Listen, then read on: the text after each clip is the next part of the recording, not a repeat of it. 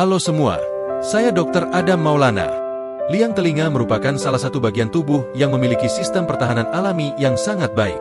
Permukaannya dilapisi oleh kulit yang tipis, kelenjar penghasil serumen atau kotoran telinga, kelenjar minyak, kelenjar sebasea, serta rambut-rambut halus yang bekerja sama melindungi telinga dari debu, bakteri, jamur, dan benda asing. Meskipun demikian, kesehatan liang telinga juga dapat dipengaruhi oleh berbagai faktor lingkungan. Salah satunya adalah paparan radikal bebas. Radikal bebas adalah molekul yang sangat reaktif karena memiliki elektron yang tidak berpasangan. Molekul ini terbentuk secara alami selama proses metabolisme tubuh, tetapi jumlahnya dapat meningkat akibat paparan polusi udara, asap rokok, debu, bahan kimia, sinar ultraviolet, maupun proses peradangan yang berlangsung di dalam tubuh.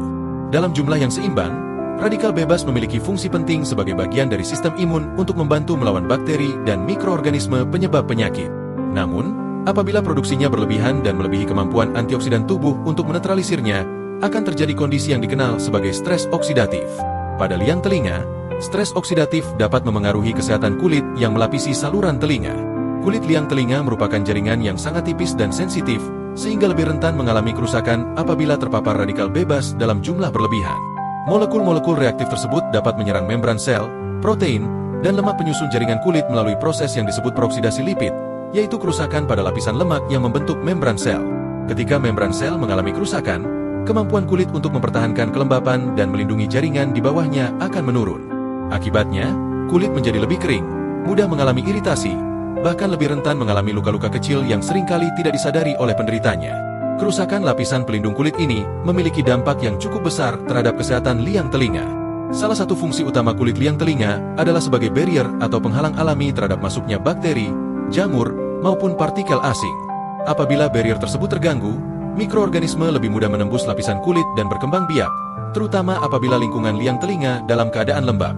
Kondisi ini dapat meningkatkan risiko terjadinya otitis eksterna, yaitu infeksi pada liang telinga luar. Penelitian menunjukkan bahwa pada proses infeksi, tubuh memang menghasilkan radikal bebas sebagai bagian dari mekanisme pertahanan untuk membantu menghancurkan bakteri. Akan tetapi, produksi radikal bebas yang berlebihan juga dapat merusak jaringan sehat di sekitar area infeksi sehingga memperparah proses peradangan dan memperlambat penyembuhan. Selain memengaruhi kulit, stres oksidatif juga diduga dapat memengaruhi fungsi kelenjar yang menghasilkan minyak alami dan serumen. Minyak alami yang diproduksi oleh kelenjar sebasea berperan menjaga kelembapan kulit liang telinga serta membantu mempertahankan lapisan pelindung yang mencegah iritasi. Serumen sendiri memiliki fungsi penting sebagai pelumas alami sekaligus perangkap debu dan mikroorganisme. Beberapa penelitian menunjukkan bahwa stres oksidatif dapat mengganggu fungsi normal sel-sel kelenjar sehingga kualitas lapisan pelindung alami telinga dapat menurun. Meskipun demikian, hingga saat ini belum terdapat bukti ilmiah yang kuat bahwa radikal bebas secara langsung menyebabkan perubahan warna kotoran telinga.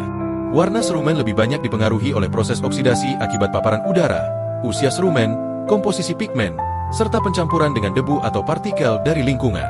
Paparan radikal bebas juga dapat meningkatkan pelepasan berbagai zat pemicu peradangan, seperti sitokin proinflamasi. Akibatnya, respon inflamasi menjadi lebih kuat sehingga muncul gejala berupa kemerahan, pembengkakan, rasa panas, dan nyeri pada liang telinga.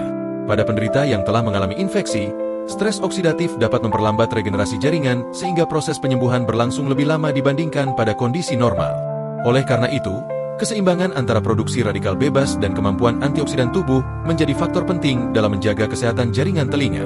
Berbagai penelitian yang dipublikasikan dalam jurnal Free Radical Biology and Medicine, Journal of Otology, serta American Journal of Otolaryngology menunjukkan bahwa stres oksidatif berperan dalam berbagai penyakit telinga, termasuk gangguan pendengaran akibat bising, peradangan telinga tengah, dan proses inflamasi pada jaringan telinga.